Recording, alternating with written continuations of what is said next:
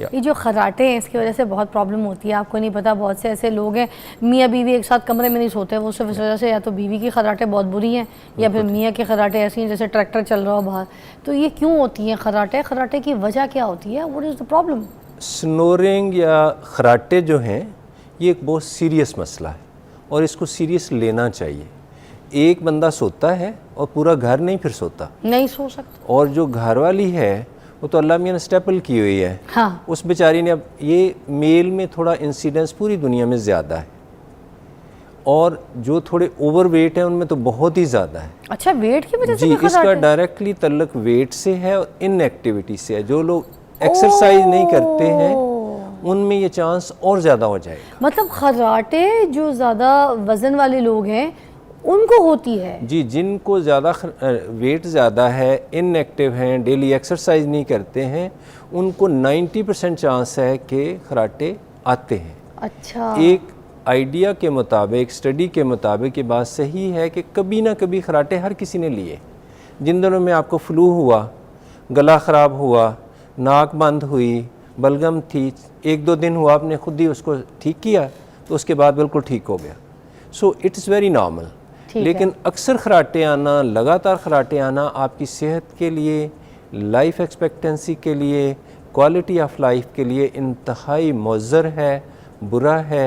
ये life expectancy को कम करता है। अच्छा, मोस्टली मैंने तो जितने भी चौकीदार घर में रखे हैं, जो चौकीदार भाई चाचा जो जो हमने रखे हैं इस तरह, वो तो खर्राटे ही लेते हैं। वो तो इतनी खर्राटे लेते हैं, वो तो मैं तो खैर उनको कभी नहीं बोला कि खर्राटे ना ले। मैं ये कहती थी कि चलो चोर आएगा तो उनके खर्राटे सुनकर खुद ही भाग जाएगा। हाँ, नहीं चोर मगर खैर खर्राटे वेल अवेयर है, उनको पता है कि काम ठीक चल रहा है। हाँ, कि बंदा कोई चारपाई पे बाहर नहीं सो रहा है कार पार्क में। अच्छा, मुझे ये बताइए, खर्राटे एक तो आपने बोला मोटापे की वजह से, दूसरा आपने कहा जो लोग एक्सरसाइज नहीं करते, क्या थकावट की वजह से भी खर्राटे होती है? जिन लोगों को कभी खर्राटे नहीं होती और कभी कभी खर्राटे हो जाती है, क्या लोग कहते हैं ना थका हुआ बहुत है इसलिए यार इस तरह सो रहा है? जी, खर्राटे की मेन वजह जिनको मुश्किल आते हैं और उस खर्राटों के दौरान उनको झटके भी लगते हैं और कभी कभी उनको उठ के बैठना भी पड़ता है। हाँ। और सुबह उठते हैं तो वो खिंचे खिंचे होते हैं जी, कि वो डीप स्लीप में जाते ही नहीं हैं। ये लोग सुपरफिशियल स्लीप से दोबारा उठ जाते हैं, इनको झटके भी लगते हैं।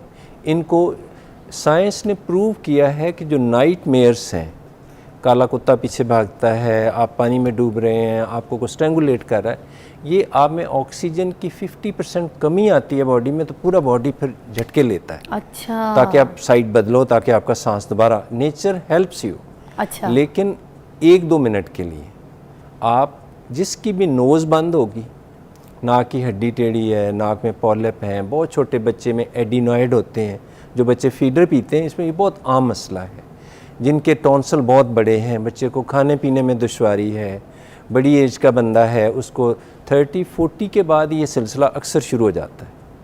और उन लोगों में जिनके गले थोड़े से टॉन्सल बड़े हैं, सॉफ्ट पैलेट होता है, हाँ। काग जिसको कहते हैं, यूवला, वो थोड़ा लंबा है, सिगरेट स्मोकर है, और जो लोग ड्रिंक करेंगे उनको 80% चांस है कि आएंगे। डॉक्टर साहब, जब अगर किसी के कान ख़राब रहते हैं, कान में पस रहती है या फिर टॉन्सिल्स का बड़ा पेन है, उनको भी ज़्यादा होता है ये खर्राटों का प्रॉब्लम? नहीं, ईयर का डायरेक्टली से तल्लक नहीं है। ईयर बहुत सर के आखिरी हिस्से में नाक को कान से मिलाया हुआ अंदर से।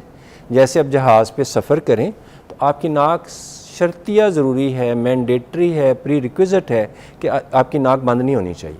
जब भी आप माउंटेनस एरिया जाएँ या एयर फ्लाइट्स पे जाएं तो आपकी नोज़ वाइड ओपन, मोटरवे की तरह ओपन होनी चाहिए। अच्छा। सो थोड़ी सी भी कंजेशन है, एलर्जी है, इन्फेक्शन है, तो आप प्लीज़ नाक को अच्छी तरह फ्लश करके सफ़र करें, डीकंजेस्टेंट स्प्रे ज़रूर करें, कोई एलर्जी की गोली ले लें, लेकिन नाक शुड बी वाइड ओपन।